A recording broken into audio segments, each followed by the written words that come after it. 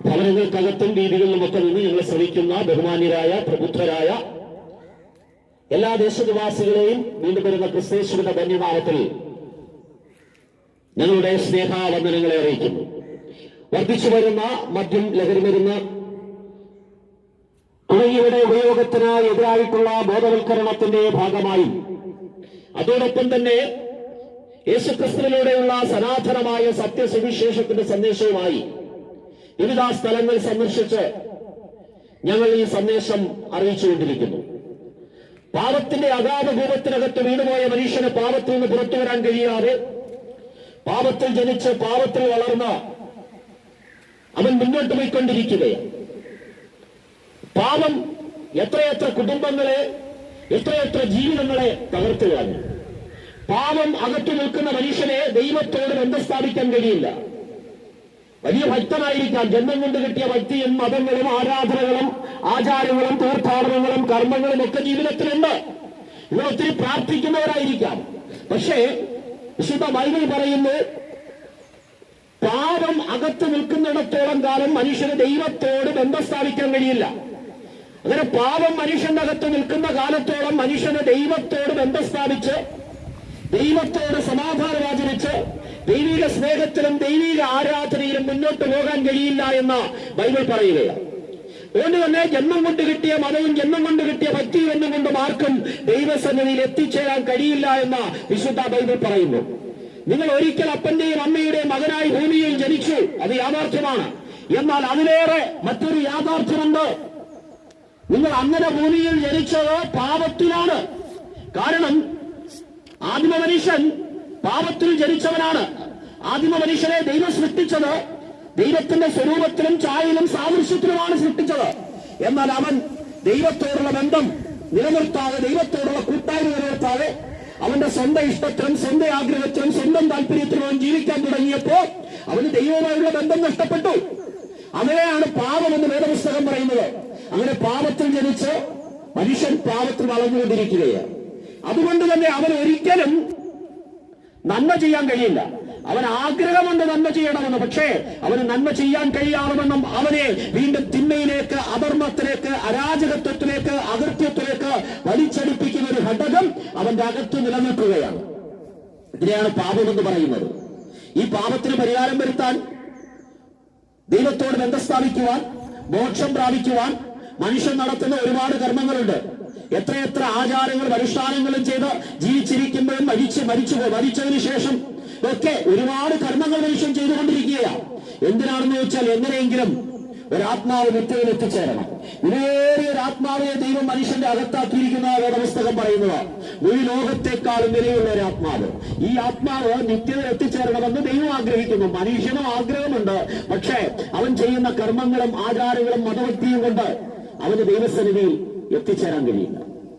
ഈ സന്ദർഭത്തിലാണ് മനുഷ്യന്റെ സ്വന്തം ആഗ്രഹം കൊണ്ടും താല്പര്യം കൊണ്ടും ഇച്ഛ കൊണ്ടും ഒരു മനുഷ്യന് നിത്യതയിൽ എത്തിച്ചേരാൻ കഴിയാതിരിക്കുമ്പോൾ അവനെ നിത്യതയിൽ എത്തിച്ചേർക്കുവാൻ, അവന്റെ അകത്തെ പാപത്തെ പരിഹരിക്കുവാൻ, അവന് ദൈവത്തോട് സമാധാനത്തിലേക്ക് കൊണ്ടുവരുവാൻ, അവന് ദൈവത്തോടുള്ള കൂട്ടായ്മയിൽ, ആരാധനയിലും പ്രാർത്ഥനയിലും മുന്നോട്ട് പോകുവാൻ അവരെ പാപത്തിൽ നിന്ന് പുറത്തു കൊണ്ടുവരേണ്ടത് ആവശ്യമാണ്.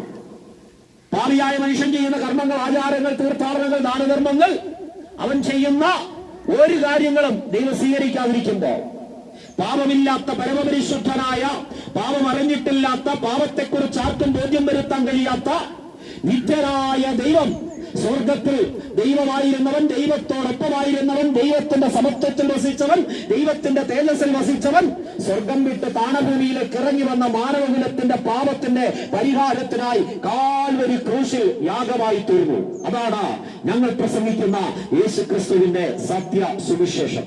യേശു വന്നത് മനുഷ്യന്റെ പാപത്തിന്റെ പരിഹാരം വരുത്താനാണ്. മറ്റൊന്നുകൊണ്ടും മനുഷ്യന്റെ പാപത്തിന് പരിഹാരം വരുത്താൻ കഴിയാതിരിക്കുമ്പോൾ, ഒരു മതഭക്തി കൊണ്ടും മനുഷ്യന് പാപത്തിന്റെ പരിഹാരം വരുത്താൻ കഴിയാതിരിക്കുമ്പോ, പാപത്തിൽ നിന്ന് മനുഷ്യനെ പുറത്തു കൊണ്ടുവരാൻ കഴിയുന്ന ഒരേ ഒരു മാർഗം അത് യേശുക്രിസ്തുവിന്റെ മാർഗമാണ്. യേശു പറഞ്ഞു, വഴിയും സത്യവും ജീവനും ഞാനാകുന്നു, ഞാൻ വഴിയല്ലാതെ ആരും പിതാവിന്റെ അടുക്കൽ എത്തുന്നില്ല.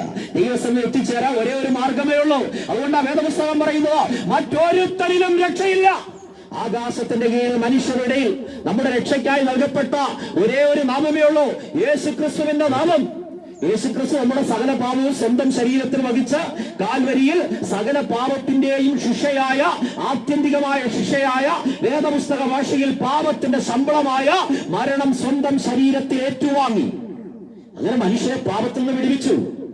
കല്ലറയിൽ അടക്കപ്പെട്ട യേശുക്രിസ്തു 3-ാം ദിവസം കല്ലറകളെ ഭേദിച്ച് ഉയർത്തെഴുന്നേറ്റ് തൻ ജീവനുള്ള ദൈവമാണെന്ന്, താൻ ദൈവപുത്രനാണെന്ന് ഒരിക്കൽ കൂടി തെളിയിക്കുവാൻ ഇടയായി തീർന്നു. പ്രിയമുള്ളവരെ, ഇന്ന് പകൽ ഞങ്ങൾ നിങ്ങളോട് വിളിച്ചു പറയുന്നു, നിങ്ങൾക്ക് ദൈവസനയിൽ എത്തിച്ചേരുവാൻ ഇനി കർമ്മമാർഗമില്ല. സകല കർമ്മമാർഗങ്ങൾക്കും അറിഞ്ഞു വരുത്തി ഒരു കർമ്മമാർഗത്തിലൂടെയും മനുഷ്യനെ ദൈവസനയിൽ ചെന്നെത്താൻ കഴിയില്ല. അതുകൊണ്ടാണ് ബൈബിളിൽ വിശ്വാസമാർഗത്തെ പരിചയപ്പെടുത്തുന്നത്. ഇത് കർമ്മങ്ങൾ ചെയ്ത് ദൈവത്തെ പ്രസാദിപ്പിക്കുന്നതല്ല, മറിച്ച് മാനവകുലത്തിന്റെ പാപത്തിന്റെ പരിഹാരത്തിനായി കാൽവരിയിൽ യാഗമായി തീർന്ന യേശുക്രിസ്തുവിൽ വിശ്വസിച്ച് വിശ്വാസത്താൽ യേശുവിനെ ഹൃദയത്തിൽ സ്വീകരിക്കുന്നതിലൂടെ സൗജന്യമായി പാപമോചനവും നിത്യരക്ഷയും നിങ്ങൾക്ക് ലഭിക്കുകയാണ്. ഇതിന് പണം മുടക്കണ്ട, ഇതിന് തീർത്ഥാടനം നടത്തണ്ട, ഇതിന് കർമ്മങ്ങൾ ചെയ്യണ്ട, ഇതിന് മറ്റു വരാം നിങ്ങൾ ഒരു മുടക്കം ചെയ്യണ്ട. കാരണം നിങ്ങൾക്ക് വേണ്ടി പാപത്തിന്റെ പരിഹാരത്തിനായി ചെയ്യേണ്ടുന്ന സകലതും യേശു കാൽവരി ക്രൂശിൽ ചെയ്ത് നിവർത്തീകരിച്ചു. അതുകൊണ്ടാണ് യേശു തന്റെ മരണസമയത്ത് പറഞ്ഞത്, സകലതും നിവർത്തിയായി. ഇനി മോക്ഷപ്രാപ്തിക്കായി, പാപപരിഹാരത്തിനായി, സ്വർഗത്തിലേക്കുള്ള പ്രവേശനത്തിനായി മനുഷ്യരൊന്നും ചെയ്യണ്ട എന്ന് വേദപുസ്തകം പറയുന്നു. പ്രിയമുള്ളവരെ, ഇന്ന് ക്രിസ്തുവിൽ വിശ്വസിക്കുക, അവനെ കൈക്കൊണ്ട് അവരുടെ നാമത്തിൽ വിശ്വസിക്കുന്ന ഏവർക്കും ദൈവമക്കളാകുവാൻ അവൻ അധികാരം കൊടുത്തു എന്ന് വേദപുസ്തകം പറയുന്നു. പ്രിയമുള്ളവരെ, ഇന്ന് പകൽ ഞങ്ങൾ നിങ്ങളോട് വിളിച്ചു പറയുന്നു, യേശുവിന്റെ രക്തം സകല പാപവും നോക്കി നമ്മെ ശുദ്ധീകരിക്കുന്നു. ക്രിസ്തുവിൽ വിശ്വസിക്കുന്ന ഒരു വ്യക്തിയുടെ പാപം സൗജന്യമായി മോചിക്കപ്പെടുകയാണ്. പാപം മോചിക്കപ്പെട്ടവന് ദൈവത്തോട് കൂട്ടായ്മയുണ്ട്, പാപം മോചിക്കപ്പെട്ടവന് ദൈവത്തോട് ബന്ധമുണ്ട്, പാപം മോചിക്കപ്പെട്ടവന് ദൈവത്തോട് സമാധാനമുണ്ട്. അവന് നിത്യജീവൻ ലഭിക്കുന്നു, നിത്യരക്ഷ ലഭിക്കുന്നു. യേശു ക്രിസ്തുവിൽ വിശ്വസിക്കുന്ന ഒരുവൻ പോലും നശിച്ചു പോകാതെ നിത്യജീവൻ പ്രാപിക്കേണ്ടവനാണ് യേശു ലോകത്തിലേക്ക് വന്നത്. മനുഷ്യന്റെ ഒരു കർമ്മം കൊണ്ടും ഒരു ആചാരം കൊണ്ടും, അവൻ കെട്ടിയിടുന്ന പൂമാല കൊണ്ടോ, അവൻ കത്തിക്കുന്ന മെഴുകുതിരി കൊണ്ടോ, അവൻ നടത്തുന്ന തീർത്ഥാടനം കൊണ്ടോ, അവൻ നടത്തുന്ന ഏതെങ്കിലും മതപരമായ ഭക്തി കൊണ്ടോ മനുഷ്യന് പാപത്തിന്റെ ഒരു പാപം പോലും പരിഹരിക്കാൻ കഴിയാതിരിക്കുമ്പോ ഒരേ ഒരു മാർഗം, തന്റെ പൊന്നോമന കുമാരനെ ഭൂമിയിലേക്ക് അയച്ച് മാനവകുലത്തിന്റെ പാപം സ്വന്തം ശരീരത്തിൽ യേശുക്രിസ്തു ഏറ്റുവാങ്ങി കാൽവരി ക്രൂശയാഗമായി മാറി. അത് വിശ്വസിക്കുന്നവർക്ക് സൗജന്യമായി ദൈവമക്കളാകുവാൻ കഴിയും, നിത്യജീവൻ പ്രാപിക്കാൻ കഴിയും, ഈ നിത്യമായ സമാധാനം നിങ്ങൾക്ക് അനുഭവിക്കാൻ കഴിയും. പ്രിയമുള്ളവരെ, ജീവിതത്തിൽ ഒരുപാട് തകർച്ചകളിലൂടെ കടന്നുപോയവരാ ഞങ്ങളൊക്കെ. എല്ലാ തിന്മകളുടെ നടുവിലൂടെയും ഞങ്ങളും കടന്നുപോയി. എന്നാൽ ഞങ്ങളെ സ്നേഹിച്ച ഒരു യേശു ഈ ദേശത്തെയും സ്നേഹിക്കുന്നു. യേശു സ്നേഹമാണ്, ദൈവ സ്നേഹമാണ്. എല്ലാവരെയും ദൈവം സ്നേഹിക്കുന്നു. കർത്താവിന്റെ സന്നിധിയിൽ ഏൽപ്പിച്ചു കൊടുക്കുന്ന നിങ്ങൾക്കും ആ സ്നേഹം ആസ്വദിക്കാൻ കഴിയും, സ്നേഹം അനുഭവിക്കാൻ കഴിയും. സ്നേഹത്തിന്റെ ആഴങ്ങളിലേക്ക്, സുവിശേഷത്തിന്റെ ഈ സുവിശേഷം സ്നേഹമാണ്. ആ സ്നേഹ സുവിശേഷത്തിലേക്ക് നിങ്ങളെയും ക്ഷണിക്കുകയാണ്. കാൽവരിയിൽ മരിച്ച് അടക്കപ്പെട്ട് ഉയർത്തെഴുന്നേറ്റ് ഇന്ന് കർത്താവിന്റെ പിതാവിന്റെ സന്നിധിയിൽ നമുക്ക് വേണ്ടി പക്ഷപാതം ചെയ്യുകയും വേഗത്തിൽ നമ്മെ ചേർക്കുവാൻ മധ്യാകാശത്ത് എഴുന്നള്ളുകയും ചെയ്യുന്നു. വീണ്ടും വരുമെന്ന് പറഞ്ഞതുപോലെ വരുന്ന യേശുക്രിസ്തുവിൽ താങ്കൾ വിശ്വസിക്കുന്നുവെങ്കിൽ താങ്കൾക്കും സൗജന്യമായി പാപമോചനവും നിത്യജീവനും ലഭിക്കും. ഈ നിത്യരക്ഷയിലേക്ക്, ആത്മരക്ഷയിലേക്ക് നിങ്ങളെ ക്ഷണിച്ചുകൊണ്ട് വാക്കുകൾക്ക് വിരാമം കുറിക്കുന്നു. ദൈവം എല്ലാവരെയും സഹായിക്കട്ടെ.